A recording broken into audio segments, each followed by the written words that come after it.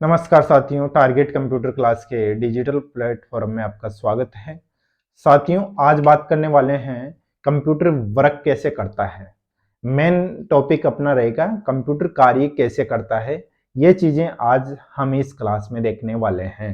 और साथियों, मैं आपको बता दूं, अभी तक आपने कंप्यूटर का जो परिचय, अगर वो क्लास अभी तक नहीं ली है तो वो क्लास भी ज़रूर ले लें। हमारी जो पहली क्लास है इंट्रोडक्शन ऑफ कंप्यूटर, तो उसको ज़रूर लें ताकि आपको आगे की क्लासें लेने में किसी प्रकार की प्रॉब्लम नहीं आए।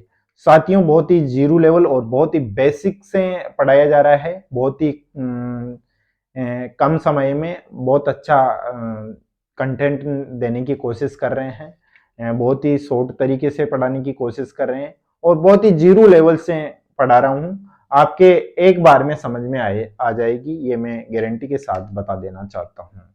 तो साथियों, बात करते हैं हम आईपीओ क्या होता है, कंप्यूटर कार्य कैसे करता है, इसके बारे में। देखो, आईपीओ, आई का मतलब होता है इनपुट। देखो, कंप्यूटर वर्क कैसे करता है वो चीजें बात कर रहे हैं अपन।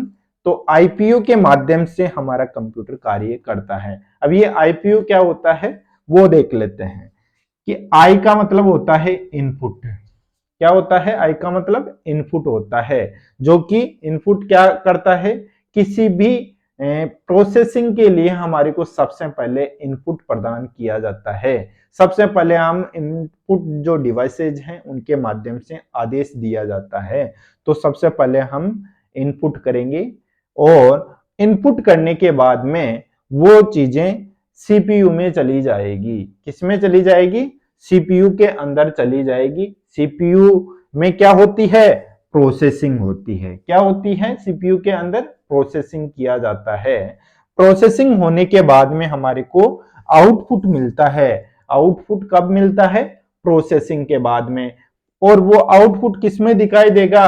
अगर आप इनपुट सही करे हो कि नहीं करे हो, प्रोसेसिंग हुई कि नहीं हुई, वो सारी सब कुछ चीजें किसमें दिखाई देगी? Output devices. आउटपुट डिवाइसेज होता है जो मुख्य जो चार पार्ट्स होते हैं कंप्यूटर के, कीबोर्ड, माउस और सीपीयू और मॉनिटर में से जो हमारा आउटपुट डिवाइस होता है वो होता है मॉनिटर। जो भी हम इनपुट करे थे, प्रोसेसिंग किए थे, वो किसमें दिखाई देगा? मॉनिटर के अंदर। मॉनिटर एक प्रकार का आउटपुट डिवाइस होता है। इसके अंदर हमारा जो भी हम इनपुट प्रदान करते हैं वो चीजें डिस्प्ले करता है मॉनिटर।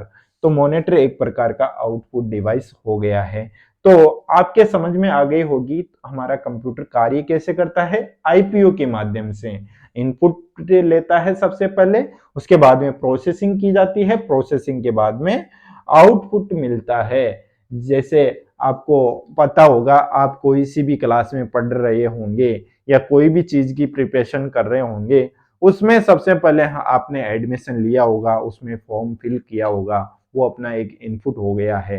और उसके बाद में जो हम प्रिपरेशन करते हैं वो हो गई हमारी प्रोसेसिंग। और जो हम एग्जाम देते हैं, एग्जाम के बाद में हमारा जो परिणाम आता है वो अपना एक आउटपुट हो जाता है। तो ऐसे ही प्रोसेस वही होता है कंप्यूटर के अंदर भी। सबसे पहले क्या किया जाता है? इनपुट प्रदान किया जाता है, उसके बाद में प्रोसेसिंग की जाती है, देन उसके बाद में अपने को रिजल्ट मिलता है, आउटपुट मिलता है। अब बात करते हैं हम इनपुट उपकरण कौन कौन से होते हैं। जो मुख्य चार पार्ट्स होते हैं उनमें से एक तो कीबोर्ड और एक माउस, ये इनपुट डिवाइसेज होते हैं। इनपुट और आउटपुट की अलग से क्लास आपको दे दी जाएगी, अपलोड कर दी जाएगी। तो आप ओनली आज बात करें हम मुख्य जो चार पार्ट्स हैं उनकी, ठीक है। तो इनमें से जो इनपुट डिवाइसेज होते हैं वो कीबोर्ड और माउस होता है, ठीक है। कीबोर्ड और माउस जो मुख्य जो पार्ट्स होते हैं उनके इनपुट डिवाइसेज होते हैं। इनके माध्यम से हम कंप्यूटर को प्रोसेस करने के लिए आदेश देते हैं, कीबोर्ड और माउस से। उसके बाद में आता है प्रोसेसिंग। क्या होता है प्रोसेसिंग? वो किसके अंदर होता है? सीपीयू के अंदर। तो सीपीयू के अंदर प्रोसेसिंग होता है। तो ये एक प्रकार का प्रोसेसिंग डिवाइस होता है। और मैं आपको बता दूं कि कंप्यूटर का ब्रेन भी सीपीयू कहलाता है। बहुत बार क्वेश्चन पूछा गया है, कॉम्पिटिटिव एग्जाम में भी पूछा गया है। ऐसे साधारण कोई सा भी कंप्यूटर से संबंधित जो भी पेपर होते हैं उसमें बहुत बार पूछा गया सवाल है कि जो सीपीयू होता है वो कंप्यूटर का क्या कहलाता है, मस्तिष्क कहलाता है, ब्रेन कहलाता है सीपीयू। ठीक है, उसके बाद में आता है, देखो सीपीयू एक प्रोसेसिंग डिवाइस हो गई, इसके अंदर क्या होता है, प्रोसेसिंग होती है। ठीक है, कोई भी चीज हम डेटा इनपुट करते हैं उसकी प्रोसेसिंग सीपीयू के अंदर होती है।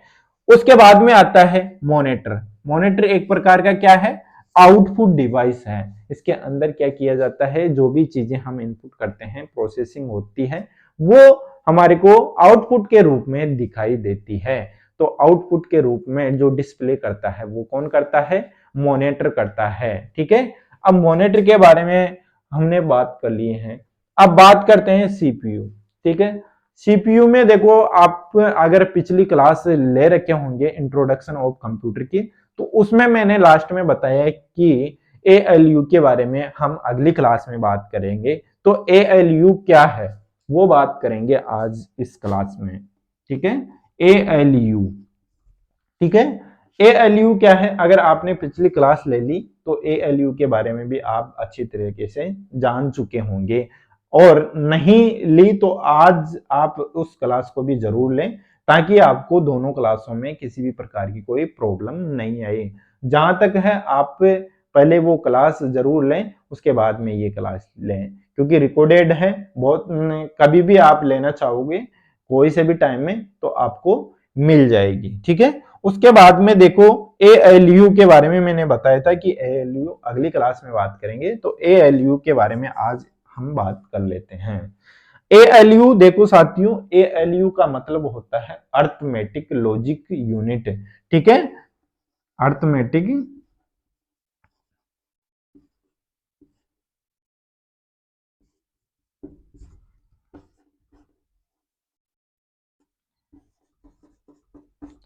अर्थमेटिक लॉजिक यूनिट, ये क्या होता है, अर्थमेटिक लॉजिक यूनिट क्या होता है, ये किसके अंदर होता है, सीपीयू के अंदर। सीपीयू को कितने भागों में बांटा गया है, बहुत बार क्वेश्चन पूछा गया है और आपको पता भी होना चाहिए। सीपीयू को 3 भागों में बांटा गया है। कितने भागों में बांटा गया है, 3 भागों में। एक तो एएलयू, एक होता है सीयू, एक होता है मेमोरी। ठीक है, कितने भागों में बांटा गया है, सीपीयू को 3 भागों में बांटा गया है, एएलयू, सीयू और मेमोरी। एएलयू का मतलब क्या होता है, अर्थमेटिक लॉजिक यूनिट। ठीक है, और सीयू का मतलब होता है कंट्रोल यूनिट। और मेमोरी आप जानते ही हो, एक स्टोरेज डिवाइस होता है। इसके अंदर किसी भी डेटा को सुरक्षित रखने के लिए मेमोरी में स्टोर किया जाता है। ठीक है, ये किसमें होती है, ये तीनों चीजें किसमें होती है, सीपीयू के अंदर होती है। तो जो हमारा सीपीयू है उसको 3 भागों में बांटा गया है। बहुत बार क्वेश्चन आया हुआ है कि सीपीयू को कितने भागों में बांटा गया है, और बहुत बार ऐसा भी सवाल पूछा गया है कि सीपीयू को किन भागों में बांटा गया है। तो एएलयू, सीयू और मेमोरी या रजिस्टर इसमें बांटा गया है। तो आपको बिल्कुल भी कंफ्यूज नहीं होना है, और आपको जो भी क्लास में आपको बता दिया जाए उनको ध्यान से समझने की कोशिश करें। अगर वैसे मैं ऐसी कोई चीज छोड़ता नहीं हूं, क्योंकि मैं एक ही चीज को बहुत बार बोलता हूं, 3-4 बार तो कम से कम बोलने की आदत है मेरी, तो मैं बहुत बार बोलता हूं, इसलिए आपका क्लियर हो जाना चाहिए। एक बार क्लास लेने पे मेरे को इतना कॉन्फिडेंस है, एक बार अगर आप ढंग से क्लास ले लेंगे तो आपको इस क्लास को बार बार देखने की जरूरत नहीं पड़ेगी। ठीक है, तो एएलयू का मतलब समझ गए, सीयू का मतलब समझ गए और मेमोरी के बारे में समझ गए। एएलयू मतलब अर्थमेटिक लॉजिक यूनिट है। ठीक है, आपने पिछली क्लास में देखा होगा कि एएलयू जो अर्थमेटिक और लॉजिक ये गणनाएं कैसी होती है। देखो, अर्थमेटिक अंक गणितीय गणना, जो कि अंक गणितीय गणना में कौन कौन सी चीजें शामिल है, जैसे जोड़ हो गया, गुणा हो गया, भाग हो गया, बाकी हो गया। ये जोड़, बाकी, गुणा, भाग किसके अंदर आती है, अर्थमेटिक कैलकुलेशन के अंदर आती है, जो कि हम कैलकुलेटर में भी कर सकते हैं। उसके बाद में क्या होता है कि लॉजिक यूनिट लॉजिकल जो कैलकुलेशन है वो किसके अंदर की जाती है, वो की जाती है कंप्यूटर के अंदर, क्योंकि लॉजिकल जो कैलकुलेशन है वो जो हमारा कैलकुलेटर है उसमें करना संभव नहीं है। लॉजिकल जो कैलकुलेशन हो वो कौन सी गणनाएं हैं जो अपना कैलकुलेटर नहीं कर सकता है, वो होती है तार्किक गणनाएं। तार्किक गणनाएं मतलब दो संख्याओं के मध्य, जैसे 2 4, ठीक है, दो संख्याओं के बीच का जो संबंध है वो हमारा कैलकुलेटर नहीं बताता है, वो कौन बताएगा, हमारा कंप्यूटर।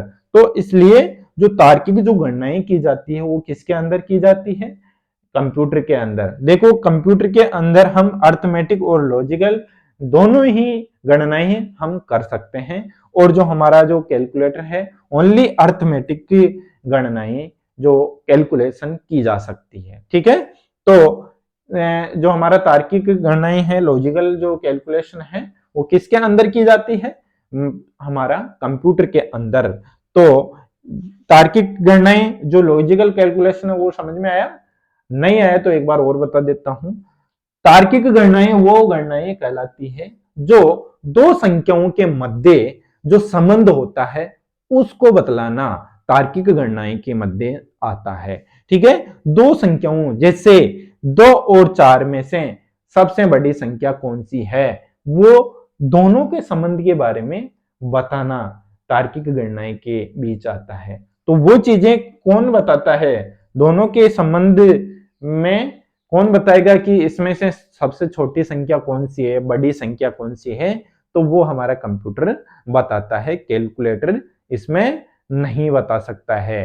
तो हम क्या है कैलकुलेटर में तो ओनली अर्थमेटिक कैलकुलेशन कर सकते हैं, बाकी जो हमारा कंप्यूटर है उसके अंदर हम क्या क्या कर सकते हैं, हम अर्थमेटिक कैलकुलेशन भी कर सकते हैं और जो लॉजिकल जो कैलकुलेशन है वो भी कर सकते हैं।